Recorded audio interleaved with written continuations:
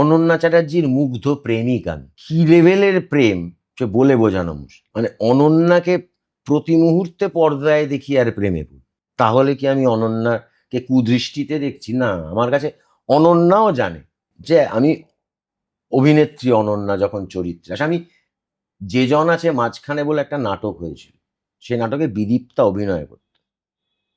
আমার তখন কলেজ বেলা। আমি কাঁপা কাঁপা হাতে বিদীপ্তাকে একটা ১.৫ পাতার কবিতা লিখে পাঠিয়েছিলাম, যে জন আছে মাঝখানে, প্রেমপত্র। এখনো হাসতে হাসতে বিদীপ্তা বলে যে তোর কবিসত্তা জাগিয়ে দিয়েছিল ওই নাটক। আমার কাছে তখন ওই চরিত্রটা, ওই বিদীপ্তা যে চরিত্রে অভিনয় করেছিল, কি অসাধারণ অভিনয়। টুম্পা ওর বোন, কি অসাধারণ অভিনয়। ফলে মি টু কে অস্বীকার করব এত বড় ফেক হতে পারবো না আমি।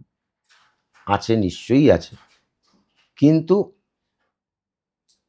গুণের কদর কিন্তু হয়।